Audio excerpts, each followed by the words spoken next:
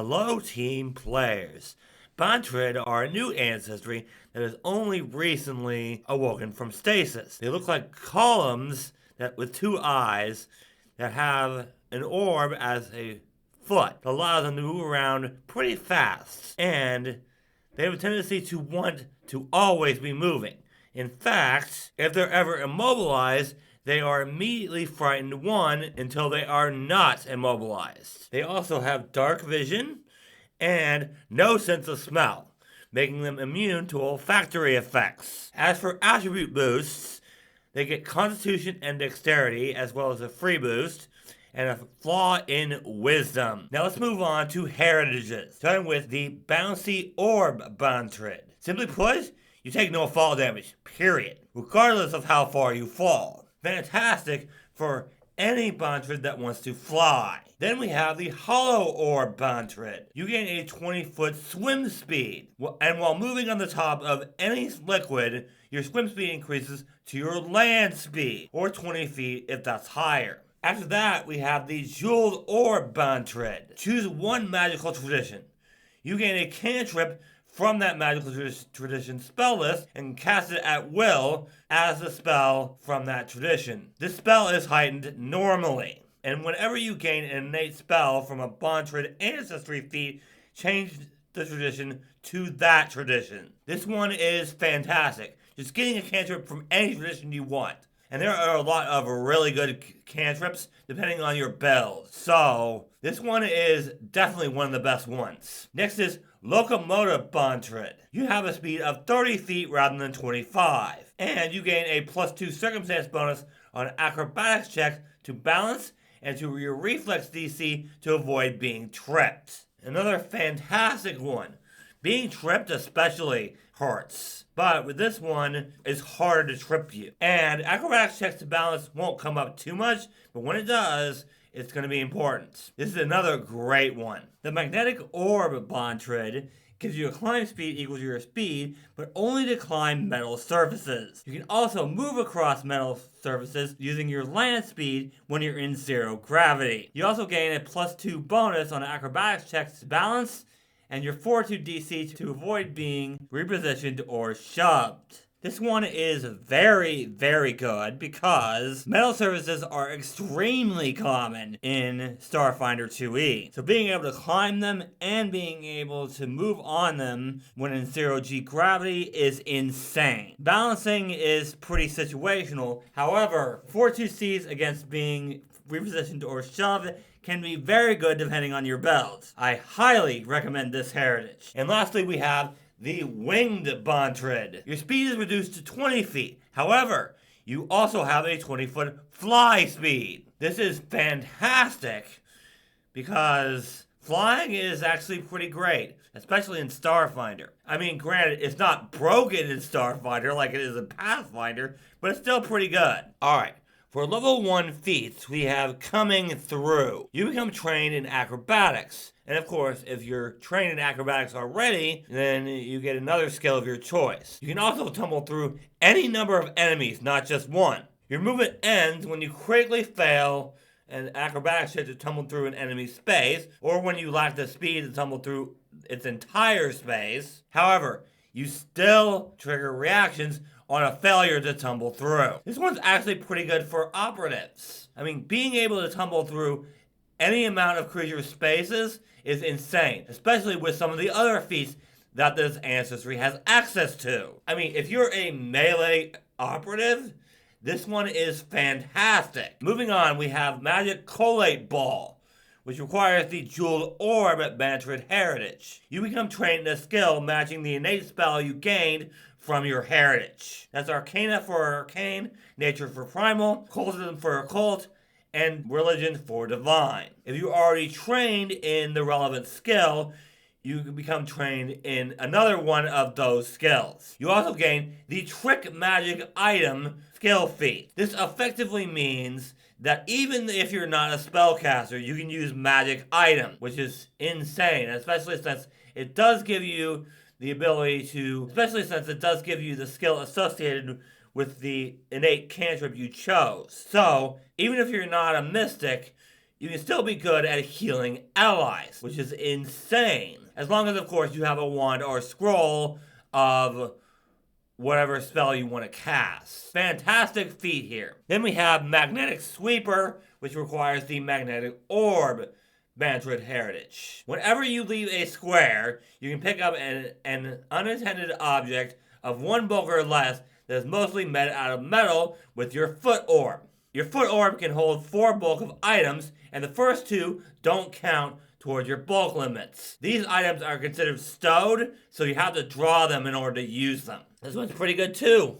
I mean, just being able to pick up metal items just by moving is actually really good in Starfinder. This means that if you drop your weapon and it's made of metal, you don't need to spend an action to pick it up.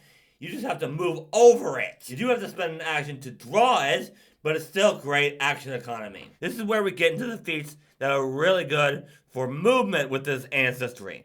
And we're going to start with Natural Born Speedster. You become trained in piloting. If you're already trained in piloting, you become trained in a lore skill related to vehicles, such as gambling lore, starship lore, or vehicle lore.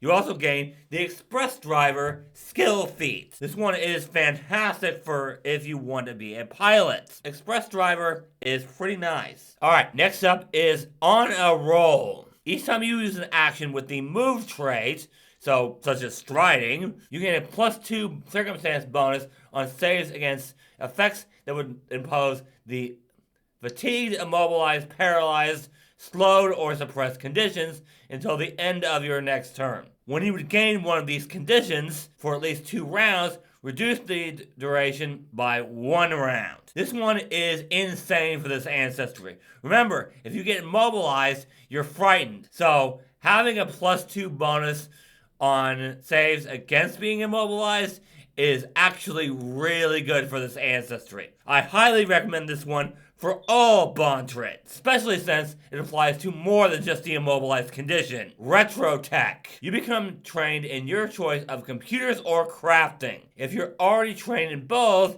you instead become trained in a lore skill related to technology. You also gain a bonus to recall knowledge checks using computers, crafting, or piloting to identify ancient technology designed before the gap. So basically, anything ancient, you get a +2 to know about it, which is freaking fantastic. This doesn't apply to the lore skill that you would gain if you're already trained in computers and crafting, but you're going to get a lower DC for that anyway. If you want to be an archaeologist in Starfinder, I highly recommend this one. With Role Model, you become trained in diplomacy and gain the group impression feat, or trained in performance and gain the impressive performance feat. If you're already trained in one of these skills, you must take the other one and can choose from either skill feats. If you're trained in both, you become trained in a different skill of your choice and can choose from either skill feat. This one's okay. I mean, you're not gonna get a boost in charisma unless you pick it for your free one.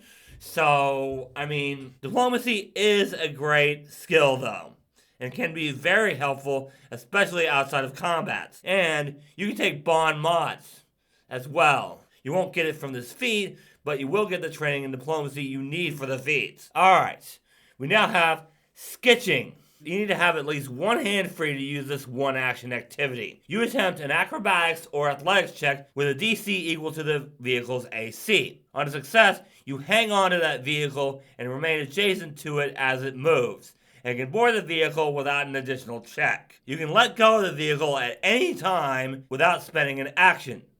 If you do, you gain a bonus to your speed equal to the vehicle's speed until the end of your next turn. Each time you move farther than your land speed without this bonus, you must succeed at a fortitude saving throw or lose control and move in a straight line up to your land speed. In other words, this can make you very fast, and it's a very good thing you get a boost to Constitution with this class, because that fortitude save will otherwise be pretty tough to pull off. If you've got a vehicle that can go fast, you can go very fast with this. This would actually be insane on a monk. You know, you're always going to have a hand free with a monk. And remember, you can play a Pathfinder class in Starfinder, so keep that in mind. And lastly, for level 1, we have Soul Tread. You gain a second pair of arms. At any time, one pair is designated as your active hands. You can take the switch hands action to change your active hands. You also add the all hands on deck and double draw feats to your list of standardized Ancestry feats. So double draw essentially allows you to draw 2 weapons, and all hands on deck, that gives you one additional pair of hands as active hands for 1 turn, once per day. So that's honestly pretty darn good. I mean, having 3 hands is already pretty good, and being able to draw 2 weapons, that's also very good. So this is one that I would take if you're wanting 3 hands or the ability to just draw 2 weapons at the same time. We already got some great options for level 1, but now it's time to move on to level 5. And Bouncy Ball acquires the Bouncy Orb Bantrid Heritage. If you land on the ground at the end of a jump, when performing a high jump, long jump, or leap, you can use high jump or long jump as a single action, but you don't get to stride as part of the activity. In other words, it's boing, boing, boing. Also, if you have the quick jump skill feat, you gain a bonus on your athletics check for your second high jump or long jump. This can be very good, especially if you got multiple areas of difficult or hazardous terrain. Jump over all of it. And you can keep doing this because at the end of your second long jump or high jump, you land again. So yes, you can keep doing this. You don't get to stride as part of it, but this can lead to being very fast. Dust Devil Spin means until the end of your next turn, any creature in your square, including yourself, becomes concealed, but they can't use the concealment to hide or sneak, as normal for concealment where your position is still obvious. If you're in a sterile environment without significant dust or dirt, you have to instead rely on the reserves of distress stored in your cilia. You cannot use this action again for 10 minutes or until you step or stride into a dirty square. Magnetic Projectile requires Magnetic Sweeper. You gain a magnetic projectile on attack in the Sling Weapon group with a range increment of 30 feet that does 1d4 bludgeoning, piercing, or slashing damage, as appropriate for the object you hurled. You must have a metallic object of at least light bulk attached to your foot as ammunition for this attack, but no specific traits or magical properties of the thrown item affect the attack or the damage. In other words, even if you pick up something like a cold iron dagger or something, you're not going to get the properties of it, but you can throw it. This is very cool because it means you have access to 3 different damage types. Physical damage types, anyway. It means that even if they're resistant to one of them, you're still going to be able to use a different one, assuming you have the correct type of metal object. So, this one's pretty good too. I highly recommend this one. Moving on. With Relentless Roller, as a reaction, if you would become clumsy, enfeebled, slowed, or suppressed, you gain a plus 20 status bonus to all your speeds for 1 round. Again, this Ancestry is all about being fast. So, a 20-foot speed is pretty nice, especially when combined with other feats you can take from this Ancestry. Again, this Ancestry would be amazing for a monk. Then we have Road Roller. For 1 action, you stride. You clear through any squares of non-magical difficult terrain, but not greater difficult terrain, in which sources of the terrain could be crushed or swept aside, such as dense undergrowth or debris or rubble. This one is fantastic if you run into a lot of difficult terrain, because not only does it mean that you're not affected by the difficult terrain, but your allies aren't either, because you're getting rid of it. Great for exploration and for any time an enemy decides to put down difficult terrain. Especially with the fact that this Ancestry can move crazily. Basically, if you have this feat, difficult terrain means nothing to you and your allies. Well, the ones affected by this feat anyway. It is non-magical difficult terrain, so if they do it with magic, you can't do this. And finally, for level 5, we have Roller Coaster, which requires the Locomotive Orb Bantrid heritage. When you step, you can move 10 feet instead of 5. This means you can step into and within difficult terrain as long as you meet the extra movement cost. In other words, a great way to avoid difficult terrain. I mean, granted, you're still slowing down, but it does mean that you can step within difficult terrain, which is fantastic for spellcasters. I highly recommend this one for spellcasters. Any archer or operative would love this feat as well. They probably don't want to be in melee either, and it works on any difficult terrain, magical or non-magical. Fantastic feats. Highly recommended for any class that doesn't want to be in melee a lot. At level 9, we have Designer Orb. You gain the mechanical benefits of the Bouncy Orb, Jeweled Orb, Magnetic Orb, or Hollow Orb Bantrid heritage. However, this does not allow you to take feats or gain any benefits that require a specific Bantrid heritage. In other words, this basically gives you 2 Bantrid heritages, but you can't take any feats that require it, basically. So it's good, but not great. Moving on, we have Electro Tether Ball, which requires the Magnetic Orb Bantrid heritage. You can cast Electro Tether as a primal innate spell twice per day, but the target becomes one creature, unintended object, or metal structure. If you target an unintended object, you immediately pull the target into your square and can grab the item if you have a free hand. If you target a metal surface, such as the side of a starship or building, you are immediately moved to the structure. This movement does not trigger reactions based on movement, and you also get to climb. This is basically pull a metal object towards you, which is fantastic. And it's twice per day, not just once. Again, this is another way to be faster, since if you're doing an unintended object, it pulls right toward you. You don't have to spend another action. And if you target a metal surface, such as, oh, I don't know, how about the side of a race car, then you're moving faster. Although it can be a little situational. Now we come to my favorite feat for this level, Need for Speed. You can use this feat for 1 action once per day. You become quickened for 4 rounds, but you can only use the extra action to stride. With how fast this Ancestry is with other feats, becoming quickened for 4 rounds is insane. You basically get 2 strides for the price of 1. Or you can do other things. You can basically go anywhere on the battlefield you want with this feat. It's insane. I highly recommend this one. And lastly, for level 9, we have Serum Sponge, which requires the Hollow Orb Bantrid heritage. You can slowly inject a serum or spell ampoule onto your foot orb as a 1-minute activity, storing it to be absorbed later. You can only have one of these active in your body at a time. You can activate and consume the absorbed fluid by squeezing your orb without needing a free hand. However, you must use the item within 24 hours or it's consumed without any effects. Another fantastic one. This is just good action economy. I mean, just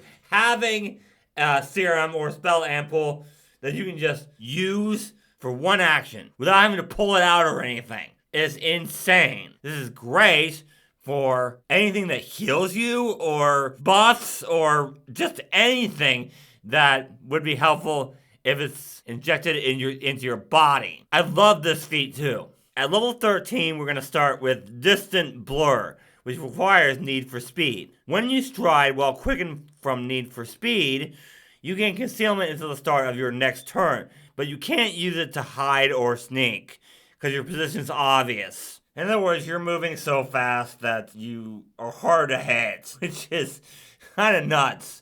And remember, Need for Speed is 4 rounds, which is just nuts. If you take Need for Speed, you want this one. Then we have Swooping Rescue, which requires the Winged Bantrid heritage, and you must have at least 1 hand free. You fly twice. At any point during this movement, you can grapple 1 willing ally within reach. You gain a bonus on athletics checks to grapple that ally if you have 2 or more hands free, or if they have a hand free and are aware of you. The grapple condition ends once you have completed this movement. So basically you end up picking up an ally and moving them, allowing them to use your speed, which is just incredible, especially with how fast this Ancestry is. Now granted, you do have to land before you complete the fly twice, otherwise you drop them, but allowing them to use your speed is just incredible. If you're a winged Bantrid, I highly recommend this one. I mean, granted, you are going to be slower than other Bantrids because you are a winged Bantrid, so you only have a fly speed of 20 feet. But if you can combine that with something like Monk and the other feats that are available to the Bantrid, this is incredible. And then we have Unstoppable Inertia. Once per 10 minutes, if you would become fatigued, immobilized, paralyzed, slowed, or suppressed, you delay the effects of the condition until the end of your next turn. Each time you use a move action while the condition is being delayed, you continue to delay the condition an additional round up to 6 rounds. If the condition has a duration, the duration begins to elapse only after the delay. You can't further delay or prevent the condition after this ability ends. But this is really good.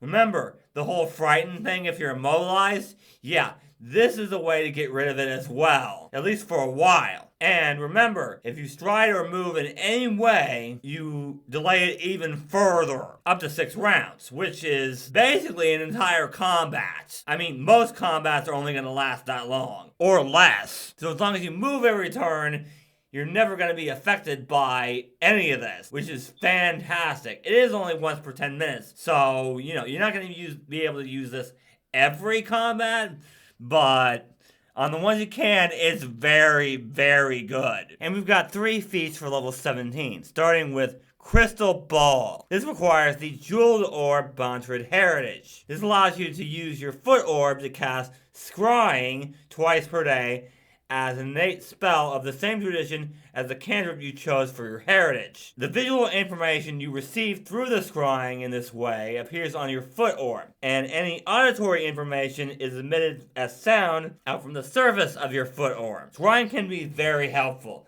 especially when you've got information you need. Great out of combat one. Highly recommend this one if you get this far for any Jeweled Orb Bantrid. Secondly, we have Insatiable Speedster, which requires Need for Speed. You can now use Need for Speed once per hour rather than once per day, which again is insane. Being quickened for 4 rounds, even if it's just a stride, is fantastic. And doing it once per hour instead of once per day is already just ridiculous. Highly recommend this one if you pick up Need for Speed. And then we have Underfoot Stampede. You stride twice in a straight line. You can stride through the spaces of creatures that are at least one size larger than you, and you get to attempt to trip each creature whose space you enter. All these attacks count towards your multiple attack penalty, but your penalty doesn't increase until you've made all of them. But you can only attempt to trip the same creature once in a single underfoot stampede. Again, with how fast this Ancestry can be, this is ridiculous. Just trip everyone. You might not trip everyone because, you might roll low, but no multiple attack penalty on any of this. It does take your full turn, but remember, if you take Need for Speed as part of this, oh my god. I kind of wish you could take both Insatiable Speedster and this, because that would be ridiculous. But even if you can just use Need for Speed once per day, it's still really good. I highly recommend this for any Bantrid that has decent strength. If you guys enjoyed this video, I recommend these other Ancestry videos for Starfinder. And of course, stay tuned for more Ancestry videos from Galactic Ancestries. And make sure you check out the description below for other ways to support me as a creator. Thank you guys so much for watching, and remember, teamwork is vital. It helps us solve problems.